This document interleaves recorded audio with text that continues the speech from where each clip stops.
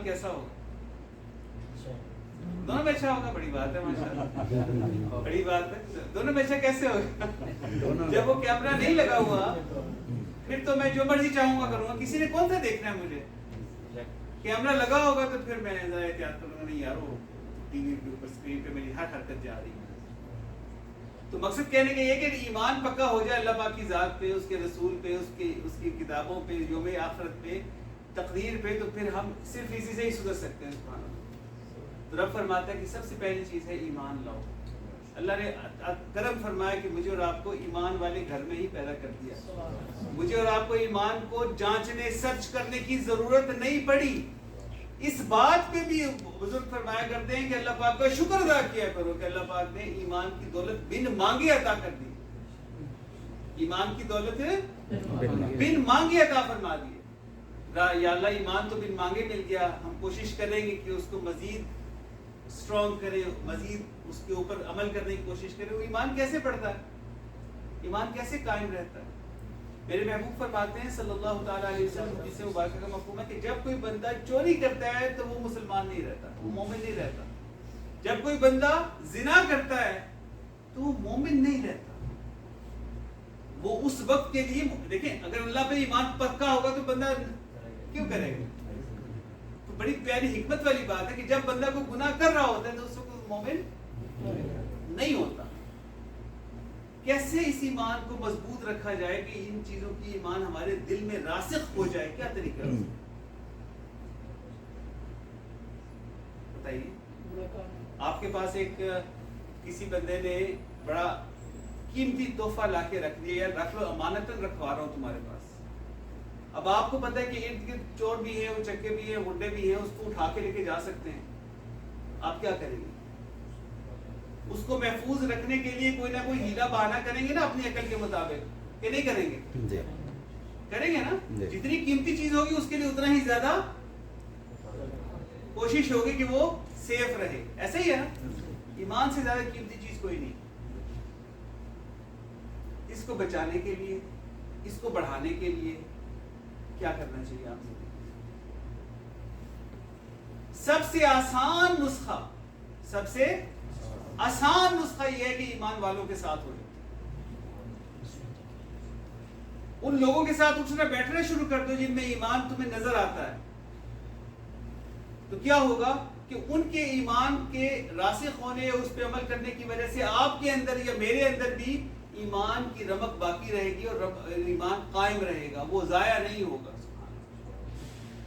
الا الذین آمنوا، سارے لوگ خسارے میں ہیں سوائے ان لوگوں کے جو ایمان لے آئے۔ یا اللہ صرف ایمان لانا کافی ہے؟ ایک بندہ ایمان لے کے بیٹھ گیا، اس نے کہا کوئی غلطی بھی نہیں کروں گا، گناہ بھی نہیں کروں گا، بیٹھ گیا آرام سے۔ نہیں، رب فرماتا ہے نہیں، ابھی ایک چیز اور باقی ہے۔ وہ کیا ہے؟ وَعَمِلُوا الصَّالِحَاتِ۔ ایمان لائے ہو تو اچھے کام بھی، نماز کا وقت ہوگا تو نماز بھی، زکوٰۃ اگر آپ پہ فرض ہے تو زکوٰۃ بھی، روزہ فرض ہے تو روزہ بھی، حج فرض ہے تو حج بھی کرنا ہے۔ وَعَمِلُوا الصَّالِحَاتِ، یہ عمل صالح ہے۔ ماں باپ کا خیال بھی، بیوی بچوں کا خیال بھی، اپنے اعزاء و اقربا کا خیال بھی، جہاں جہاں پہ کسی کو مدد ہو، اس کی ضرورت ہو، مدد کی بات ضرورت، مدد بھی کرنی ہے۔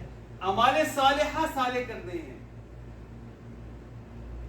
یا اللہ ٹھیک ہے جی، ہم ایمان بھی لے آتے ہیں، جو اعمال صالحہ وہ بھی کرنے کی کوشش کریں گے۔ اب آگے کیا ہے؟ ٹھیک ہو گیا، ہم کامیاب ہو گئے، ہم خسارے سے نکل گئے؟ نہیں، ابھی بھی نہیں۔ اب تم نے ایمان بھی حاصل کر لیا، ایمان پہ عمل کرنا بھی شروع کر دیا، ابھی تک تم خسارے سے نہیں نکلے ہو۔ اور یہ صرف ہر مولانا صاحب کے لیے نہیں، میرے اور آپ کے لیے بھی ہے۔ اللہ فرماتا ہے کہ وَتَوَاصَوْا بِالْحَقِّ۔ اب جس بات کا تمہیں پتہ ہے کہ یہ سچ ہے، یہ حق ہے، نماز پڑھنا حق ہے کہ نہیں ہے، اس بات کی دوسروں کو تلقین بھی کرنی ہے، دوسروں کو بتانا بھی ہے، بھائی نماز جا رہی ہے، یہ تو بہت بڑا لاس ہے، یہ تو بہت بڑا خسارے کی بات ہے۔ نماز چلی گئی تو تمہارا ایمان بھی قائم نہیں رہے گا۔ مومن اور غیر مومن میں فرق کرنے والی نماز ہے۔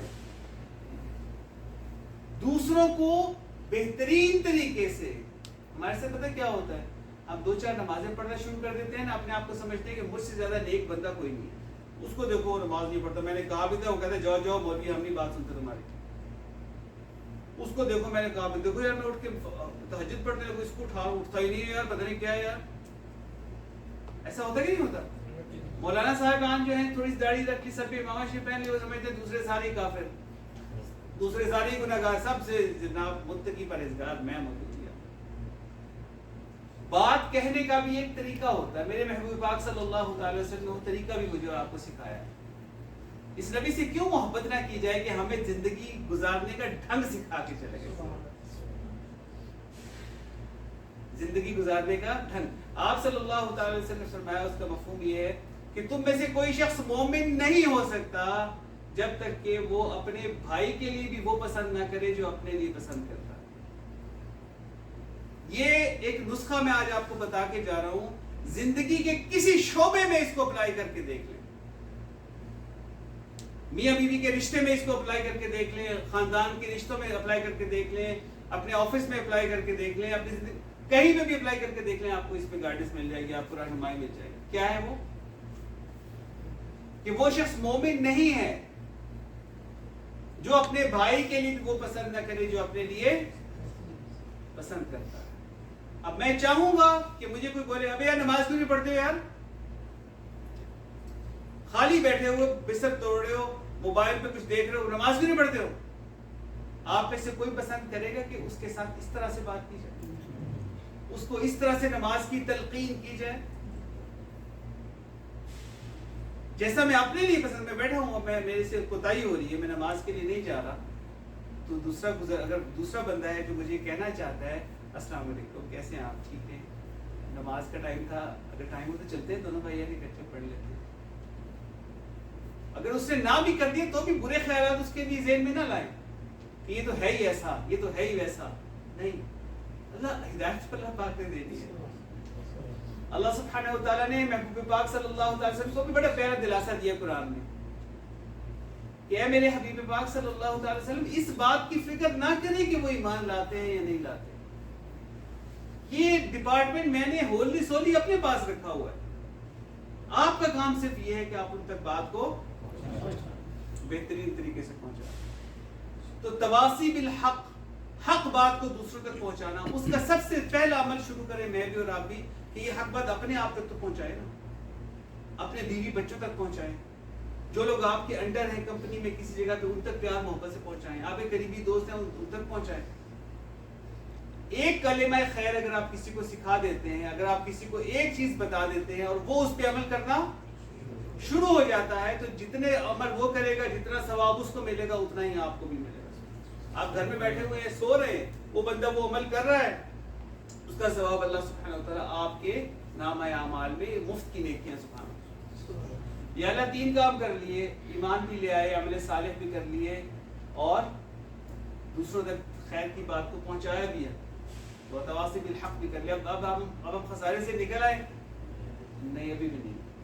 ایک آخری چیز، یہ چیزیں کہنے میں بڑی مشکل لگتی لیکن بڑی آسان ہے انشاءاللہ. یہ تمام کی تمام آسان ہو جاتی ہیں اگر ہم ان کے ساتھ لگ جائیں، ان کے ساتھ اٹیچ ہو جائیں جو کہ سورہ عصر پہ عمل کرنے والے.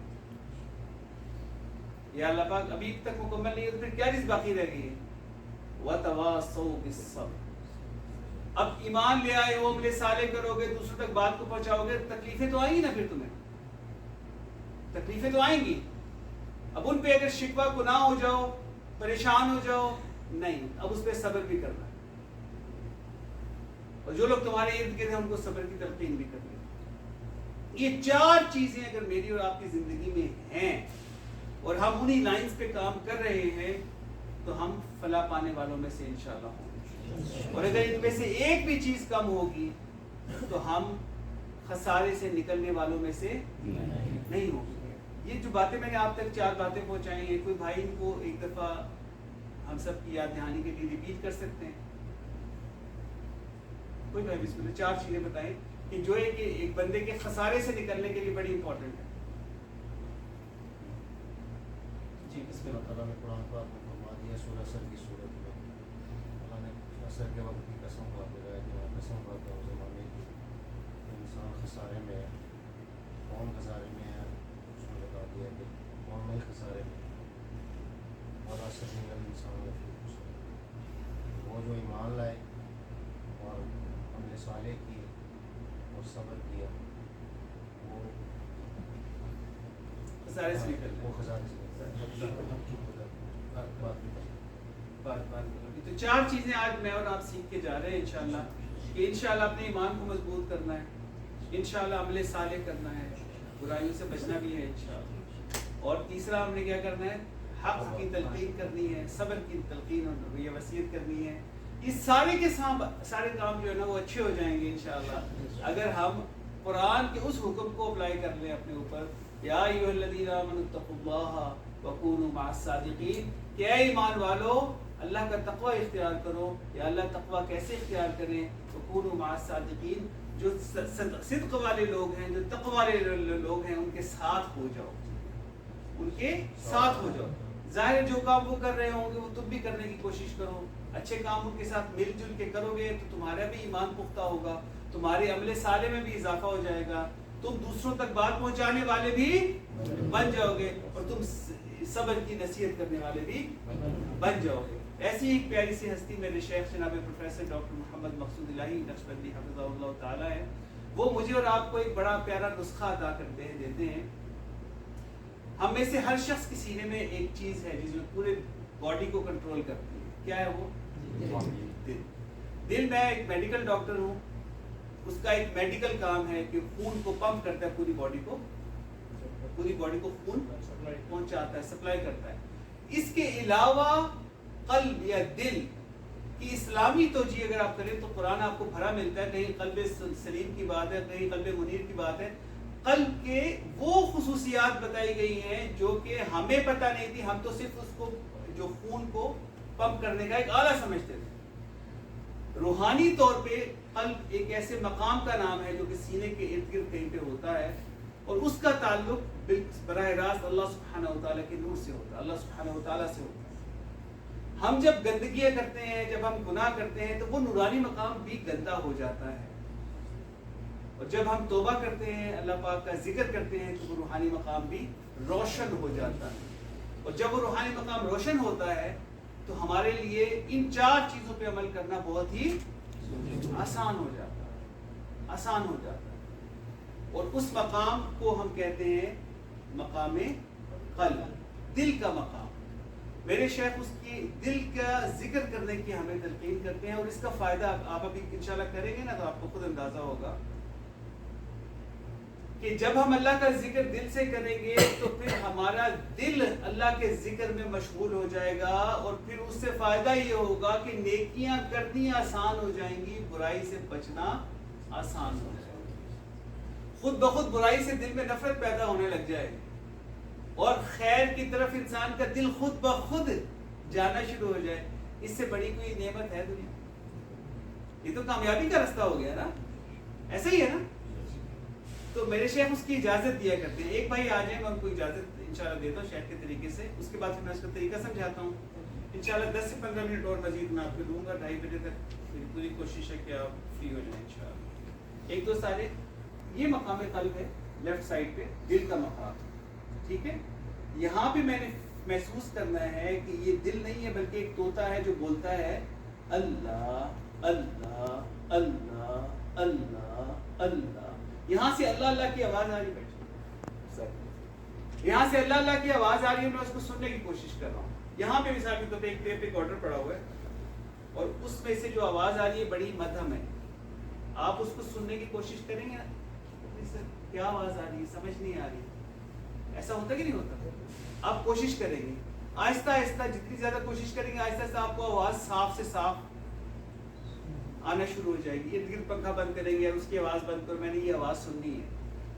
تو دل ہمارا، بزرگ کہتے ہیں کہ حرکت کر رہا ہوتا ہے، اللہ کا ذکر کر رہا ہوتا ہے، ہم اس کی آواز اس لیے نہیں سن پاتے کہ رستے میں گناہوں کے پردے بڑے چڑھ گئے ہوتے ہیں، گناہوں کے پردے بہت چڑھ گئے ہوتے ہیں۔